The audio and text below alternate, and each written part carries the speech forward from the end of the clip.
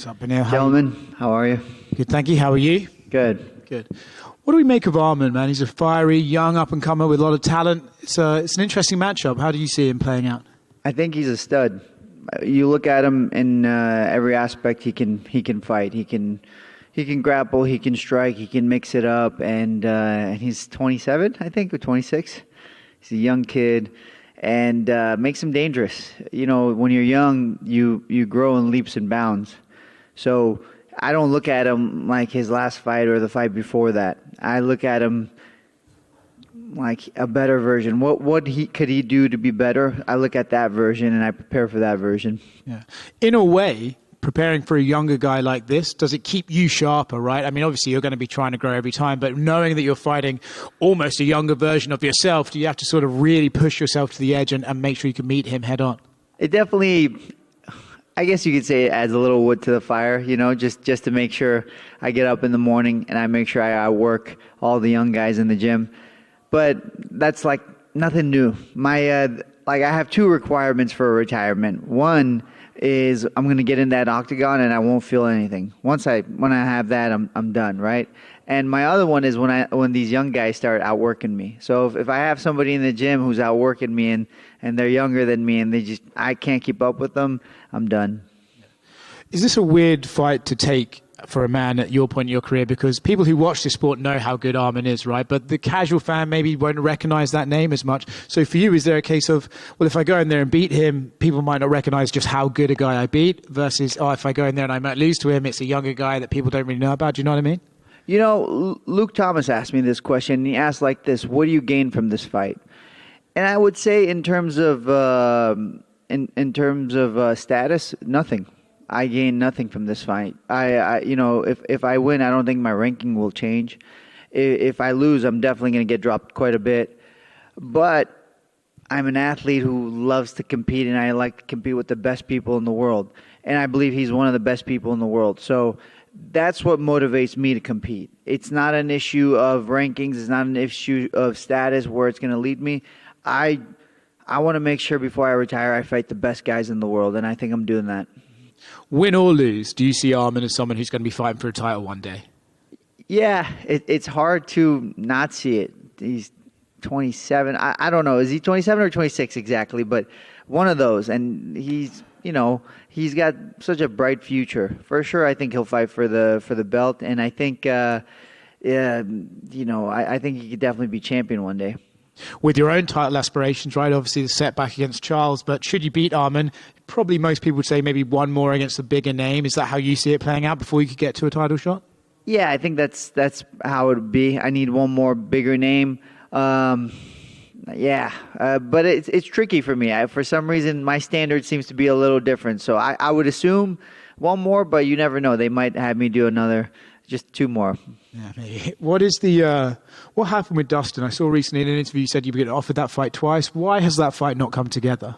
Well, I believe, I've seen interviews with Dustin. He's not really interested in fighting me. I don't get him excited, I guess, the way he puts it.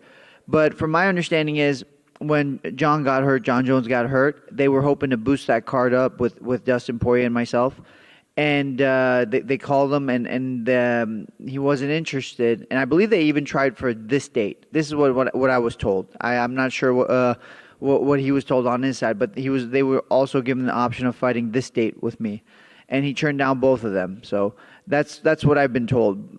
You know, this is why I like to hear the other side as well, so I can know what actually happened. So, but that's all I got.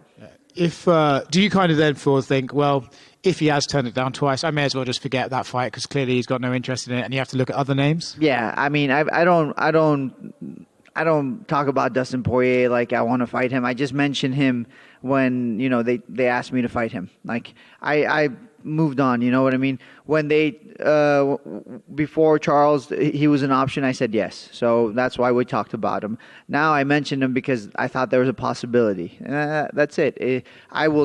I can't force a man to fight me, right? I'm just the opportunity to fight a guy like Dustin Poirier would be amazing because of his skills and what he's done in this sport. But I understand his legacy, and he wants certain types of fights, and he's done what he's done in this sport. If he wants to he wants to pick his fights at this point, all the best.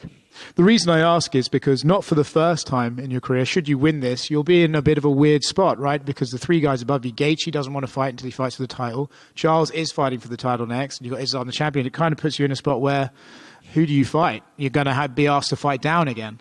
Yeah, which is, just don't make me fight Gamrot again.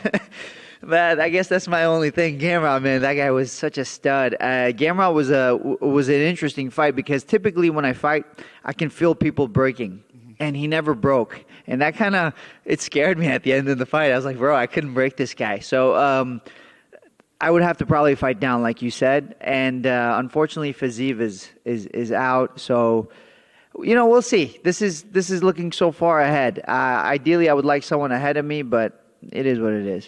Back to Saturday then, I mean, it has all the potential of a great scrap, right? Two guys who are very well-rounded and very good in all areas. How do you see your strengths against his, and where do you have that edge against the younger guy?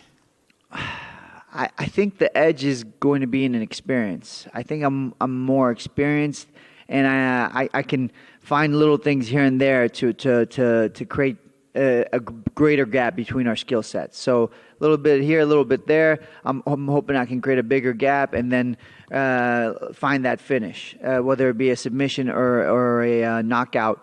But the requirement is to be able to pull away slowly because our skill levels are so close and his style is so good that I would need to, break him little by little.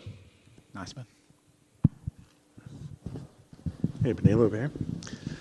So how important is it, considering, like he just said, like you're kind of like in this weird spot where, all the guys above you are kind of like waiting for their title shots and sort of things like that. So if you are to have to wait and fight back again, are you going to, kind of like demand another main event slot on a fight night like this? To be honest, I haven't thought about it that far, but the word demand is kind of, I wouldn't say demand, but I look at it as a privilege. If they give me another main event, it's a privilege. I even told Hunter this, like I texted him and I told him, man, it's a privilege to be on this card. Because if you look at this card, everybody before me could be the headliner. This is an amazing card, and I recognize that. So to be able to headline this card, I'm stoked. And if they want to do that again, we could definitely talk about it.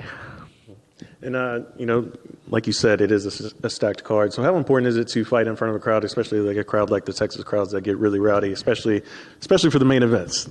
Man, I love Texas. I have a lot of friends here. I come here often, so I love Texas.